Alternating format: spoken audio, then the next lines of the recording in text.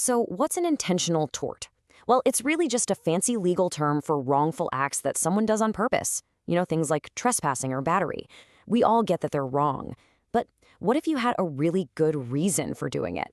Today, we're going to crack open the legal rulebook and explore the official justifications, the defenses that can actually turn a wrongful act into one that's legally allowed.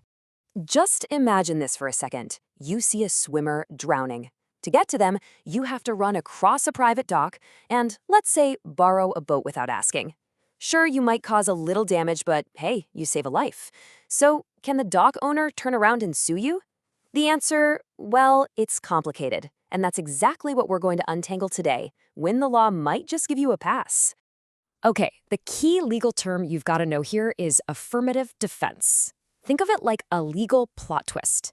Normally, the person suing, the plaintiff, has to prove their case. But with an affirmative defense, the defendant basically stands up and says, yeah, okay, I did it, but I was legally justified. And just like that, boom, the tables turn. The burden of proof flips entirely, and now it's on them to prove why they had the right to do what they did. So, here's our game plan. We're going to start with the power of consent. Then we'll get into the nitty-gritty rules of self-defense. After that, we'll see how those rules extend to protecting other people and your property. And finally, we'll tackle this really fascinating idea called the necessity defense, the ultimate choice between two evils. All right, first up, consent. Now, this seems super simple, right? If somebody says yes, then you can't sue them for what happens next. But in the eyes of the law, what does yes really mean? And maybe more importantly, when does a yes not count at all? The law basically splits consent into two flavors. First, you have express consent. This is exactly what it sounds like. It's clear, it's out in the open, spoken or written. A direct yes, you can borrow my notes. But then there's implied consent. And this is all about the context of the situation. So if you decide to join a pickup basketball game, you are implying that you consent to the normal physical contact that comes with the sport. Your actions are speaking for you, even if you never said a single word. But, and this is a big but, not every yes is a valid legal shield. For instance, if a person doesn't have the capacity to consent, maybe they're a minor or way too intoxicated, their yes just isn't legally valid. And what if the action goes way beyond what was agreed to? If you consent to surgery on your right knee, the surgeon can't just decide on their own to operate on your left one instead. And of course, it goes without saying that any consent you get through lies or threats is no consent at all. So what happens when there is no consent, and instead you're actually facing a threat? Well, this brings us to a big one, self-defense. Everyone has the right to protect themselves, but the law has some very specific and pretty strict rules about just how far you can go. Okay, so here's the deal. For a self-defense claim to hold up in court, you have to hit all three of these points. It's not a mix and match situation. First, the threat has to be imminent, meaning it's happening right now or about to happen, not some vague threat about next week. Second, your belief that you need to use force has to be reasonable. That means you have to genuinely believe it, and a regular, objective person in your shoes would have believed it too. And third, the amount of force you use has to be proportional to the threat you're facing. And this right here is the perfect example of that whole proportionality idea. You just can't meet a minor threat with completely overwhelming force. If someone is about to shove you, you can't respond with a deadly weapon. The law is very clear that deadly force is reserved only for the absolute worst-case scenarios, when you're defending yourself or someone else against a threat of serious bodily injury or even death. This brings up a classic legal debate. If you can get away from a threat safely, are you required to?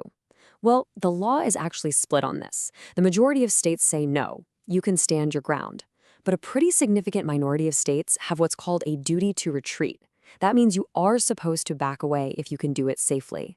The big exception, though, you almost never have a duty to retreat when you're inside your own home. Now, these ideas about self-defense, they don't just stop with you. The law also gives you the privilege to step in and protect other people, and to a certain degree, your property. So let's check out the rules for that. The rule for defending other people is actually pretty intuitive. You can basically step into their shoes. Whatever level of force they would be legally allowed to use to defend themselves, you are allowed to use to defend them. The modern way of thinking is even pretty forgiving here. If you make a reasonable mistake, say you think you're stopping a mugging, but it turns out to be two actors filming a movie scene, you're often still legally protected. Now, what about your stuff, your property? You absolutely can use reasonable, non-deadly force. You can, for example, physically escort a trespasser off your lawn. But, and you really got to get this, the law almost universally values human safety way, way above property rights. This means you can almost never use deadly force, like setting a trap, just to protect your things. And here's a special rule you've probably seen in a movie or two, the merchant's privilege. This allows a store owner to temporarily detain someone they reasonably suspect of shoplifting. The key words to focus on here are reasonable time and reasonable manner. They can hold you long enough to investigate and call the police, but they can't, lock you in a basement for 5 hours or use excessive force. All right, last but not least, we come to what might be the most philosophically interesting defense of all, necessity. This is for those situations where you're forced to choose between two bad options, and you have to commit a wrongful act just to prevent a much, much greater harm from happening.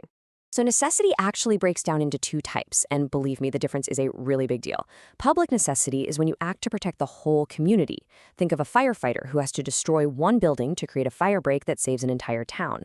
Because it was for the public good, it's a complete defense. The firefighter or the city doesn't have to pay for the destroyed building. But with private necessity, let's go back to that example of tying your boat to a private dock in a storm, you acted to protect your own private interests. The law says you were allowed to trespass, but it's an incomplete privilege. And the crucial point is that you still have to pay for any damage you cause to that dock. This quote really just nails the core idea behind the whole necessity defense. At its heart, the law is making a kind of cold, logical calculation. It justifies the action because when you add everything up, breaking a smaller rule to prevent a total catastrophe results in a better outcome for society. It minimizes the total harm. And that kind of leaves us with one last big question to chew on. So many of these defenses we've talked about, self-defense, necessity, even consent, they all hang on this one powerful word, reasonable. A reasonable belief, a reasonable person, a reasonable amount of force. But what is reasonable? And as our society, our technology, and our values change, how should our legal definition of what's reasonable change right along with them?